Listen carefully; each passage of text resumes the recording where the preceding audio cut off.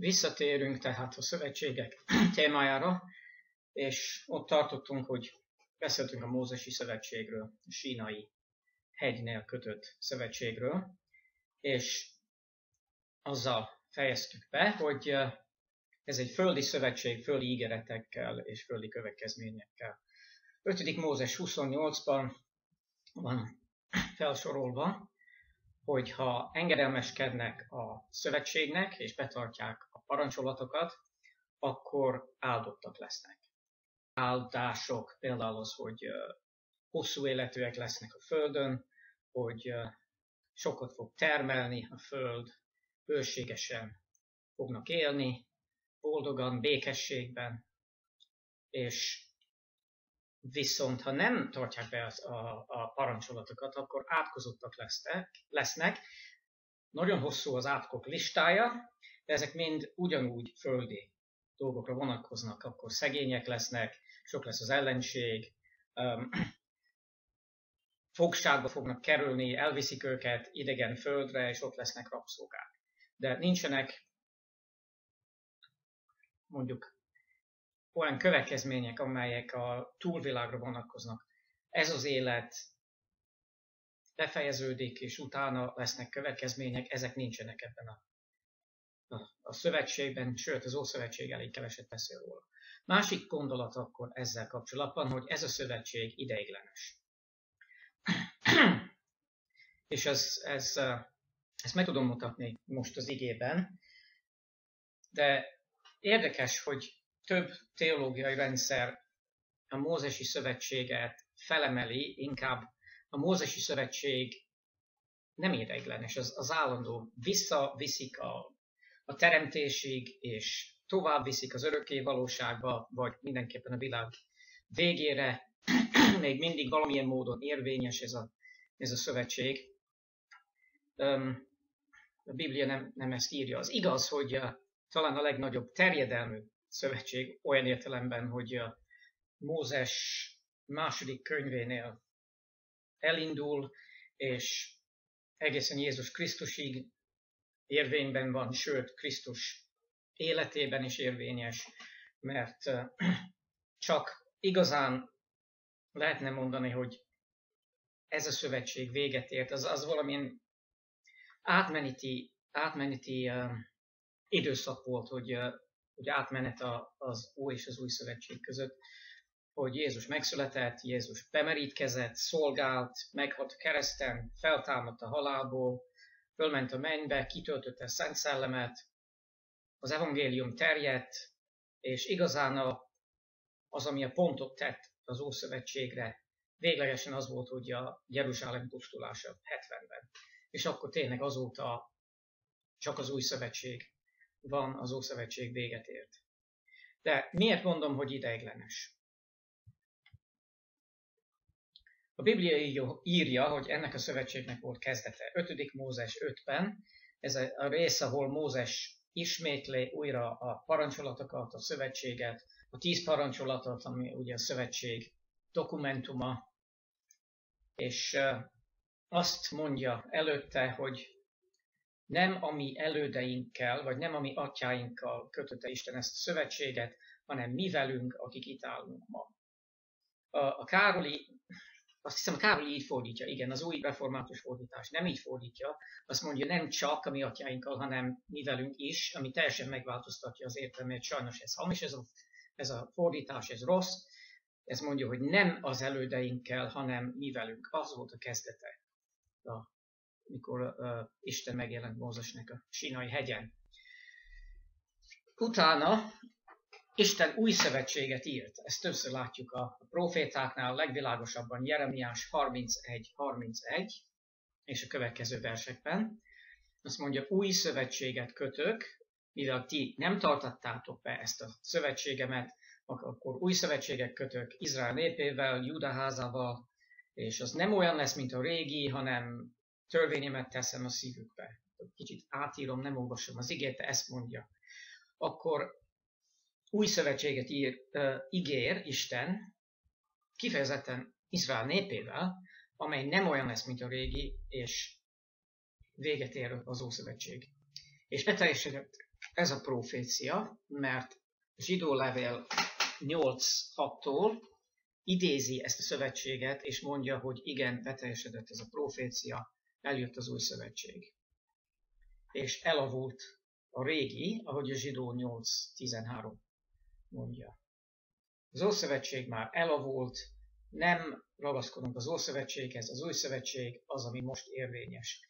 És a Galata 3:19-től is olvassuk, hogy odáig szól a törvény, amíg el nem jön a mag, és ugye a szövegkörnyezet megmagyarázza, hogy ez a mag, Ábrahám magja, ez Jézus Krisztus, akinek a vérében van az új szövetség.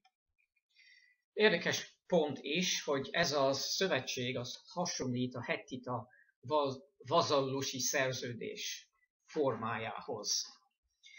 A hettiták végül is birtokoltak egy birodalmuk volt Mózes idejében, hatalmas volt, látszik a térképen itt, hogy nagy birodalmuk volt, és mikor ez a nép legyőzött egy másik népet, egy kisebb népet, akkor valamilyen formában szerződést vagy szövetséget kötöttek velük, hogy ugye ők az uralkodók, és akkor olyan előnyük lesz a vazallusnak, hogy tartozik a birodalomhoz, de olyan feltételeket is kell betartani, mint például, hogy valamilyen adót fizetni, vagy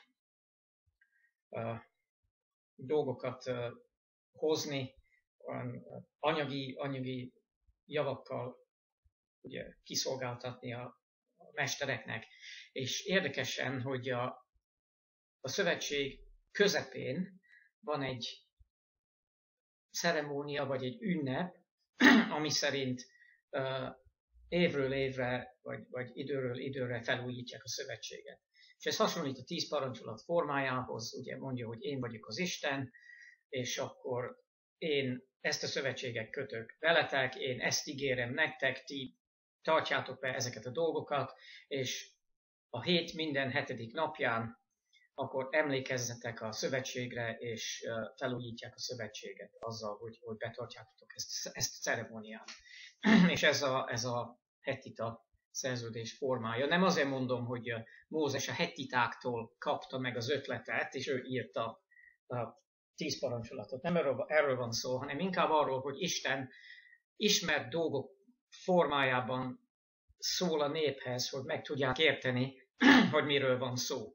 Hasonlóan Jézus példázatokat mondott, és mennyei igazságokat kijelentett azzal, hogy beszélt a mindennapi dolgokról, mint például a halászatról, vagy a földművelésről, vagy a magvetés, vagy az aratás, és így tudott mennyei igazságokat kijelenteni. Jézus nem beszélt a mobiltelefonokról, vagy a repülőgépekről, mert akkor az ugye érthetetlen lett volna, és végül is földi nyelven mennyei dolgokat jelentett ki olyan formában, amit az emberek értettek, és itt ugyanolyan dologról van szó. Akkor eljutunk az új szövetségig. Ugyanúgy van, hogy a forma, vagy a struktúrája az ugyanaz, mint a más szövetségek. Vannak felek, itt ebben az esetben Isten, és azok, akik Krisztusban vannak. Akik elfogadnak Krisztus messiásnak, hisznek benne, bíznak benne. Az ígéret itt az örök élet, ugye aki hisző benne, el ne vesszen, hanem örök élete legyen. A feltétel a hit, ugyanúgy, mint Ábrahámnál, a hit azt jelenti, hogy elhiszem a tényeket, Jézus meghalt értem, feltámadt,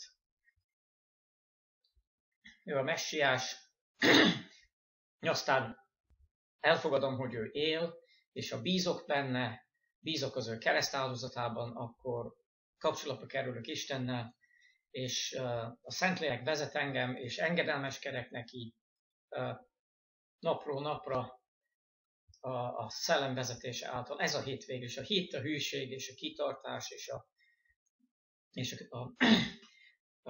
engedelmesség. Ez mind benne van, de nem szabálylista alapján, hanem azért, mert követem Jézus Krisztust. És a jelek ebben az esetben a bemerítés és az úrvacsora. Emlékezzük, hogy ugye volt a körülmetélés és a szombat, akkor most ebben a szövetségben a bemerítés és az úrvacsora a jelek, és a pecsét az, hogy megkapjátok a Szentlélek ajándékát, a Szent Szellem jelenléte a keresztény ember életében. A jelek azért ugyanúgy belépő jel és állandó jel van. A bemerítés a szövetség belépő jele, akkor az újjászületés, akkor az ember elfogadja az evangéliumot is, újjászületik, akkor ezzel fejezi ki azt, hogy Jézus Krisztus tanítványa akar lenni, hogy bemerítkezik. Abcsel 2:38 mondja, hogy térjetek meg, merítkezzetek be, és megkapjátok a Szentlélek ajándékát. És a másik jel, az úrvacsora, ez ugyanúgy állandó jele, felújított ceremónia, mint a szombat az Ószövetségben. Az van ugye, mikor összegyűltök, mikor együtt vagytok, mikor leültök és vacsoráztak, megtöritek a kenyeret, megvisszátok a bort, és emlékeztek arra, hogy Jézus meghalt értünk, Jézus adta nekünk ezt a jelet, ezt addig csináljuk, amíg vissza nem jön. Azért ez a jel. És érdekes, hogy a bemerítés és az úrvacsora csak az egyetlen két külsőség, ceremoniális dolog, amit az új szövetség parancsol. A többi igazán az szellemi szinten van, az Krisztust követjük a Szent Szellem által. De ez a két jel, ez konkrét külső dolgok, amit be kell tartani, mert ezek a szövetség jelei. A pecsét az, hogy Isten a Szentlélekkel pecsétel bennünket az örök életre, ez Efézus 1-ben van, ugyanúgy 2. Korintusban szerepel az, hogy a Szentlélek pecsét az életünkben elpecsétel bennünket a megváltás napjára. Azért az új szövetség mennyei ígéretekkel és következményekkel. És ez egy örök szövetség. Aztán az Ószövetség csak földi szövetség volt, ez mennyei áldásokkal, örök élet, menekülünk a kárhozattól, ezáltal, hogy Krisztusban vagyunk. És akkor, ha megértjük ezeket a dolgokat a szövetségekkel kapcsolatban, akkor talán ezek tisztulnak, ezekkel a témákkal kapcsolatban tisztul a kép, a törvényeskedés, nem a törvénytartás által van az üdvösség, hanem ugye kapcsolatba kerülünk Istennel. A szombattartás, hát mivel ez az Ószövetség jele volt, a szombattartás, ez fölösleges betartani az elavult szövetség jelét. Jóléti teológia, szecessionista, azaz, hogy a szellemi ajándékok megszűntek az első században, az valahogy ez felosztja az új szövetségi időszakot különböző periódusokra, ami igazán nem indokolt. Izrael és az egyház viszonya az érdekes téma, akkor a szövetségekkel kapcsolatban lehet ezt megérteni, és Isten királysága, ezek mind nagyon-nagyon érdekes témák, de pillanatnyilag nem tudok ezekbe belemenni, mert lejárt az időnk, nincs elég idő, talán visszatérek, de szeretném azért csak összefoglalni, hogy most, ha keresztjének vagyunk, az új szövetségben vagyunk, az új szövetséghez tartozunk, ez nyitott minden ember számára, aki elfogadja Jézus Krisztus, mint a messiást, és hisz benne, bemerítkezik, betartja az úrvacsorát, kitart az Úrban, engedelmességben, hűségben, és megengedi, hogy vezesse a Szent Szellem, akivel el van pecsételve.